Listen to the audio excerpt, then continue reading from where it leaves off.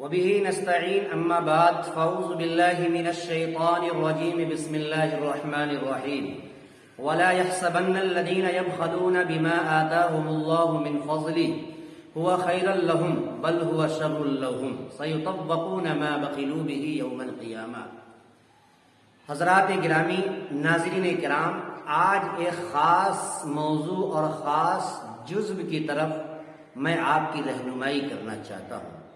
اللہ کے رسول صلی اللہ علیہ وسلم کی تعلیمات سے جہاں ہمیں بہت سارے سبق ملتے ہیں، وہاں پر ایک سبق یہ بھی ملتا ہے کہ ہمیں کسی بھی معاملات کے اندر، چاہے وہ دنیاوی معاملات ہو، گھریلو معاملات ہو، لین دین کا معاملات ہو، یا پھر اللہ کے دربار میں اور اللہ کے راہ میں مال خرچ کرنے کا معاملات ہو، کبھی بھی کسی بھی راہ پر بخالت سے کام ہرگز نہیں لینا چاہیے، کیونکہ یہ بخل نہایت ہی قبیح عمل ہے۔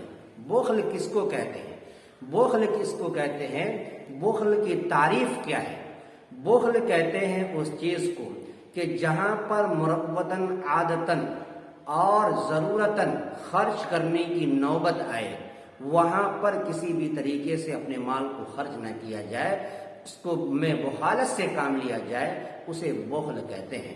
اللہ تبارک و تعالیٰ نے قرآن مجید کے اندر بخالت کی صراحت اور مذمت بیان کرتے ہوئے ارشاد فرمایا کہ وَلَا يَحْسَبَنَّ الَّذِينَ يَبْخَلُونَ بِمَا آتَاهُمُ اللَّهُ مِنْ فَضْلِهِ هُوَ خَيْرًا لَهُمْ بَلْ هُوَ شَرٌّ لَهُمْ، کہ جو لوگ یہ گمان کرتے ہیں کہ اللہ تبارک و تعالیٰ نے اپنے فضل سے جو ان کو مال عنایت کیا ہے، اس مال کے اندر وہ بخل کرتے ہیں، اور بخل کرتے ہوئے یہ سمجھتے ہیں کہ یہ میرے لیے بہتر ہے، میں اپنے مال کو روک رہا ہوں۔ نہیں، بلکہ قرآن نے بل ہوا شر لہم کہا کہ یہ ان کے لیے نہایت ہی قبیح عمل ہے، اور آگے کہا سیطبقون ما بخلوا به یوم القیامہ، اور جو لوگ جس چیز کے اندر بخل کرتے ہیں اس چیز کو قیامت کے دن طوق بنا کر بخیل آدمی کے گلے میں پہنا دیا جائے گا۔ اس لیے ناظرین کرام، ذرا غور کرنے کا مقام ہے کہ بخالت کی صراحت اور مذمت قرآن نے بیان کیا ہے، لہذا ہمیں کسی بھی معاملے میں بخالت سے کام نہیں لینا چاہیے۔ حضرت یحییٰ علیہ السلام نے ابلیس سے پوچھا کہ تمہیں کون سا مرد پسند ہے؟